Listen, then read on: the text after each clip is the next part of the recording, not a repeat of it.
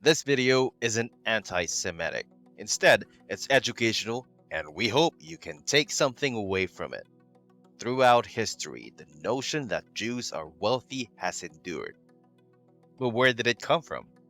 Jews, like all people, have a wealthy middle class and a lower socioeconomic status, as is well known. We'll go further into the cognitive process today. Welcome to Sociologues. Our goal is to provide you with a dose of luxury travel, houses, cars, and stories of successful people so you can be inspired to live an abundant, beautiful, and successful life. We upload videos weekly. Make sure to hit that subscribe button if you haven't already, and feel free to comment any questions you may have down below. Enjoy. Number 1. Judaism and wealth. Contrary to other religions, Judaism does not view poverty as a sign of goodness. Instead, they think everyone should be able to avoid poverty and work to support themselves. This is a basic principle that has fostered a strong work ethic and a sense of individual accountability for each person's ability to support themselves. Jews are generous people who think that 10 to 20% of salaries should be donated to charity and religious institutions. They do not, however, think that one should rely on charity to better oneself, or, more importantly, to burden the community. Having this kind of thinking from an early age lays a strong basis for seeing success as the only possibility. Number 2. European Jews couldn't own land. If you believe that anti-Semitism suddenly became widespread because of World War II, you need to reconsider. Jews have endured many hardships throughout the history, including the inability to own land in Europe as far back as the Middle Ages. But where there's a will, there's a way, and Jewish people discovered other methods to accumulate riches aside from owning real estate. One of them is the merchant and trader industries, which still has a significant presence in most nations. As a result, Jewish communities had a safety net since they could provide services without fear of harm. Number 3. The religious opportunity was taken. Interest-based lending was considered sinful by Christians during the time. This made it impossible for them to hold any kind of financial position, which left such opportunities available to the Jewish community, who did not view loans in the same way. Jews rose to prominence in the world of money lending. The Jewish people's early success in this lucrative industry served as a precursor to many of the negative preconceptions about Jews that are still prevalent today. Number 4. Opened the first banks. From lending money to starting the first Jewish-owned banks in Europe was a short leap. With a solid financial foundation, they could handle transactions, transfers, and daily financial services in addition to continuing to lend money and impose interests. This was a much-needed service on a continent that was still expanding, and it fueled more expansion. But everything wasn't perfect. Due to the jealousy that resulted from this accomplishment, anti-Semitism has been largely supported throughout history. Number 5 is the most educated religious group. In a study published in 2016, the Pew Center ranked Jews as the best educated religious community worldwide. The Jewish community attends school for 13.4 years on average. Jewish persons account for 61% of those with post-secondary degrees. The huge disparity between the leading and the second most educated religions is even more astounding. Christians are the second most educated group, but their average number of years in school is lower than that of Jews, who has spent 13.4 years in school on average. After graduating from college, Jews' financial situation quickly improved since better credentials translate into greater starting salaries. Number 6. They look after one another. Jewish people take great delight in giving up their wealth to better their community.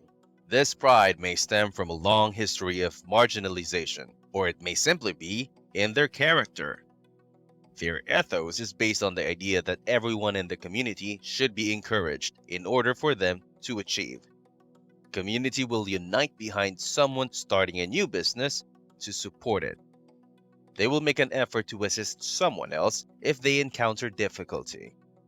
According to the Jewish law, it is imperative to respect and defend the weak. Because of the emphasis on improving the entire community, even the most marginalized Jewish communities have persevered through the most trying periods by supporting one another. The goal of wealth is to help a community grow, rather than just to amass more money, which is viewed as vanity. Giving stingily to the community's social and spiritual needs is strongly discouraged. Number 7. Their religion teaches good business practices. How Jewish enterprises must run has been made abundantly apparent by the Torah and other Jewish philosophers, leaders, and writers. Dishonest activities have no place in these teachings. Any deception, coordination, or price fixing against the consumer is referred to as onah, which is Arabic for oppression. The consumer's freedom is viewed as being oppressed when they are fleeced. Many individuals find Jewish business people to be particularly alluring business partners because they know they are engaging in business with someone who is motivated by a higher force to uphold moral principles. Number 8. Resilience and perseverance are second nature. Jewish people have consistently displayed tenacity in the face of great difficulties. The emphasis is still on the spiritual and practical because it is woven into their very being. Giving up is not an option when paired with this tenacity and persistence. There's no self-pity, only an attitude of shit happens, let's figure out how to repair it when things go wrong in business, which they do. The Jews are recognized for their endurance, and this is what helps them achieve their goals. According to H.W. Charles, author of The Money Code, Become a Millionaire with the Ancient Jewish Code. Continuous perseverance refers to sticking with a plan of action or a goal in the face of challenges, setbacks, or discouragement. Number 9. Good financial education taught over generations. Jay-Z got a lot of pushback for his comments on Jewish people in his track, The Story of OJ. The controversial line was, "You want to know what's more important than throwing away money at a strip club? Credit. Have you ever wondered why Jewish people own all the property in America? This is how they did." Many analysts believe that this was supporting the myth that Jews have some sort of a global control over the real estate and banks. The kind of generational knowledge and market confidence in the fields of finance and real estate that the Jewish community has is admirable, regardless of who you support. Jay-Z supporters, however, saw it as a shout out to Jewish success and a suggestion to the Black community to follow similar business endeavors and invest in one another. And finally, number 10. Parents teach their children the value of money. Speaking honestly about finances is frowned upon in many households. Parents try to shield their children by not disclosing whether they are affluent or in a financial difficulty, sending the message that it's acceptable to indulge. Many Jewish parents educate their kids on how to manage their money by utilizing 5 jars: tithe, giving an offering, saving, investing, and spending is all indicated on each jar. When given 10 chains, the children are instructed to place 1 in the tithe jar, 1 in the giving and offering, 1 in the savings account, 2 in the investment account, and 5 in the spending account. On Sundays, the donation jars would be open. The tithe, which in Hebrew is referred to as the tenth, is opened at the end of each month. Savings are only opened on unique occasions, and investing is only open once the account is full. Children learn from their mistakes and take responsibility for their decisions even when parents don't step in, and they are in charge of the money. And that's all for today's video. Will you follow any of the Jewish ways and financial advice? Let us know in the comment section below.